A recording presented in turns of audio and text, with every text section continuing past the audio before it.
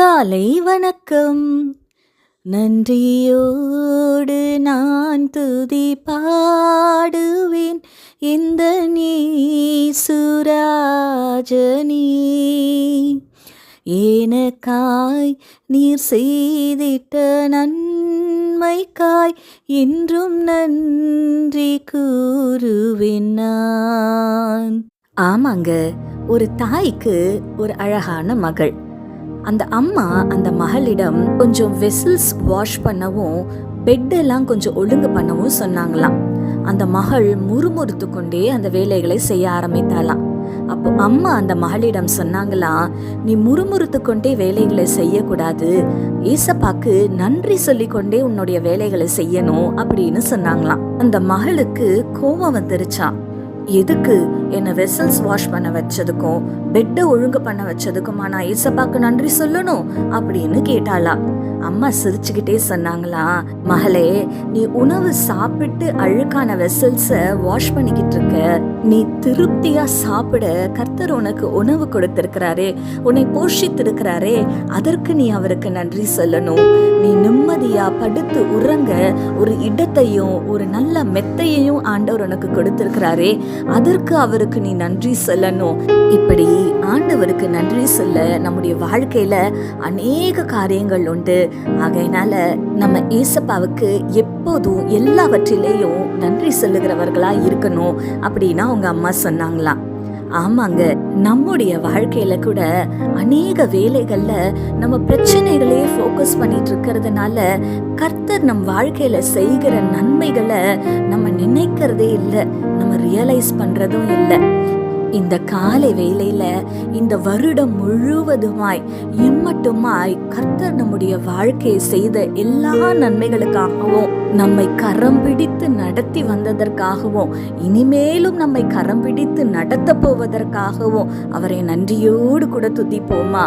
ஆமாங்க, நன்றி நிறைந்த உள்ளத்தோட ஆண்டவருக்கு நன்றி சொல்லி கொண்டே இந்த புதிய மாதத்திற்குள்ளாய் நாம் அடியெடுத்து வைப்போங்க.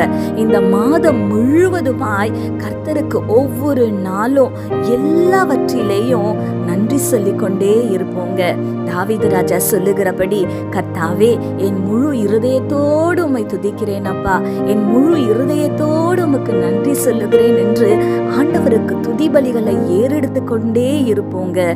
ஒரு பக்கம் நான் ஆண்டவருக்கு நன்றி சொன்னாலும் இன்னொரு பக்கம் இந்த புதிய மாதத்துல எனக்கு முன்பதா இருக்கிற அந்த கமிட்மெண்ட்ஸையும் ப்ராப்ளம்ஸையும் பார்க்கும்போது பயமா இருக்குதேன்னு யோசிக்கிறீங்களா? சோர்ந்து போகாதீங்க. மத்தேயு 10ஆம் அதிகாரத்துல இப்படியாய் வாசிக்கிறோம், சின்ன சைஸ்ல மதிப்புல கம்மியா இருக்கிற அடைக்கலான் குருவிகள் கூட பிதாவுடைய சித்தம் இல்லாம கீழே விழாதுங்க. அந்த சின்ன அடைக்கலான் குருவி மேலேயே அவ்வளவு அக்கறை ஏசப்பாக்கு இருக்கோன்னா அந்த அடைக்கலான் குருவிகளை காட்டிலும் நாம் விசேஷித்தவர்களா இருக்கிறோமே. நம்ம தலையிலிருந்து ஒரு முடி கூட அவருடைய பெர்மிஷன் இல்லாம கீழே விழாதுங்க. நம்ம தலையில இருக்கிற ஒவ்வொரு முடிய கூட அவர் எண்ணி வச்சிருக்கிறாரு. தைரியமா இருங்க. இம்மட்டுமாய் கரம் பிடித்து நடத்தின ஆண்டவர் இந்த மாதத்திலையும் உங்களை கரம் பிடித்து நடத்துவாரு. தேவைகள் எல்லாவற்றையும் சந்தித்து கொடுப்பாரு. ஆமாங்க, நன்றி நிறைந்த உள்ளத்தோட கர்த்தர் நம்மோடு கூட இருந்து நம்மை நடத்த போகிறார் என்கிற நம்பிக்கையோட சந்தோஷமா இந்த மாதத்தை துவங்குங்க. கண்களை மூடி ஆண்டவரை நோக்கி பார்க்கலாமா? எங்கள் பரிசுத்த பரலோக பிதாவே, உம்மை துதிக்கிறோம் அப்பா, உம்மை ஸ்தோத்தரிக்கிறோம். எங்க வாழ்க்கையில ஏசப்பா நீர் செய்திருக்கிற எல்லா நன்மைகளுக்காகவும் எங்களை நடத்தி வந்த தயவிற்காகவும் உம்மை நன்றியோடு கூட துதிக்கிறோம். இனிமேலும் எங்களை நடத்த போகிறீரே ஆண்டவரே, இந்த புதிய மாதத்துல எங்களுக்கு முன்பதா இருக்கிற கமிட்மெண்ட்ஸ், ப்ராப்ளம்ஸ் எல்லாவற்றும் கரங்களிலே ஒப்பு கொடுக்கிறோம் தகப்பனே.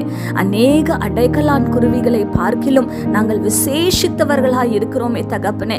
எங்க தலையில உள்ள ஒவ்வொரு முடிய கூட நீங்க எண்ணி வச்சிருக்கிறீங்களே ராஜா.